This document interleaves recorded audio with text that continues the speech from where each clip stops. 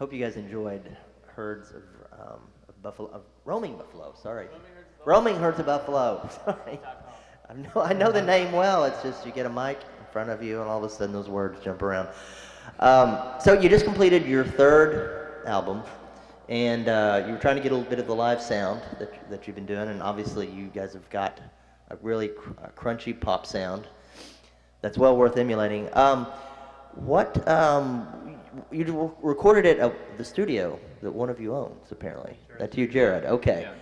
Yeah.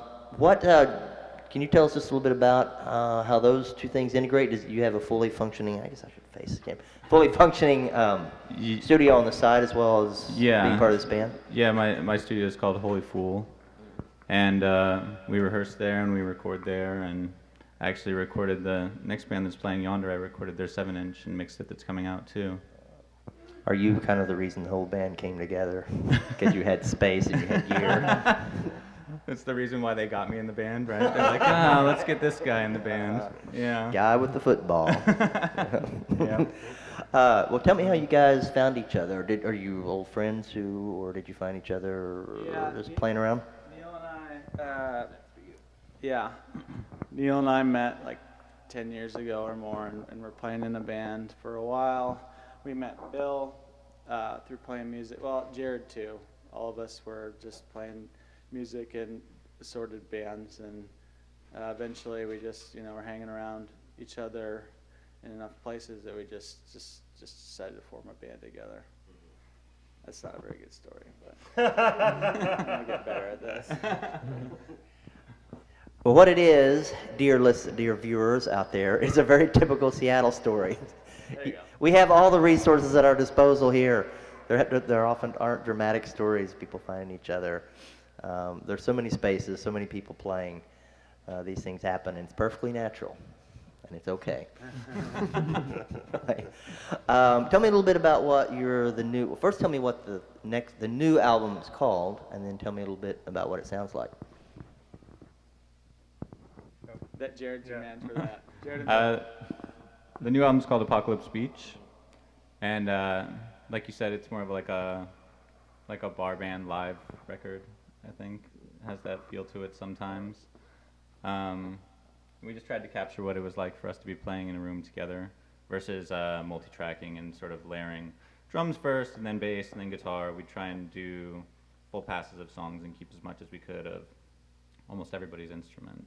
And then it was a nice way to track because you can actually go really fast like that too. You do a take and you're like, all right, we got drums, bass, and guitar done on this song, and it's like 5 minutes went by and you have a song, Yeah. So we were able to move through the recording process kind of quicker this time around, I think. Yeah. And it was a lot of fun too. It makes everybody pay attention during takes. Sure. Usually it's the drummers like paying a lot of attention. Everybody else is like bored out of their skull, and they're like, I don't fucking care about this because I'm gonna overdub this part. Yeah, the drums, the big weak point in those kind of recordings. One wrong click. Pretty soon though, it's like Right. the bass hits the wrong note and it kills the take, or something. So. Yeah. So would you say it sparkles then, with the live clarity? Yes. Okay. Yeah.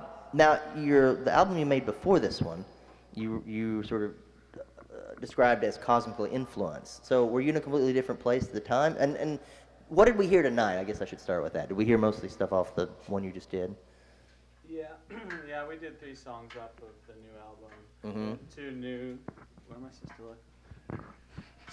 Two brand new songs that we're just sort of getting down to play live, and then 1 song off of Alien Canyons, which is the cosmically themed album. It's about aliens, and it's got we made a cool comic book to go with that one. I brought one for Maddie P. I mean, in addition to the album art, you had a full comic book in that same style? So this artist who has done a lot of art for us, named Darren Schuler, he was doing posters and CD art, and I thought that it would be cool if he ramped it up and did something a little bit bigger. So he did a 12-page comic. So one side is the lyrics, and the other side is a comic that he did. and we put a download code on it. So it was supposed to be like, you know, a way to get the music out there, but also as artwork. And that's still available. Find us on Facebook. Well, I'll say it again. It's impressive the resources that you four obviously have that you bring to this project. People can hear you next. I'm not sure if it's next, but they can hear you at the Columbia City Theater doing the REM tribute night. Oh, yeah. And then 2 days later. right. June 6th at the High Dive, everybody. Western Australia. It's in Fremont.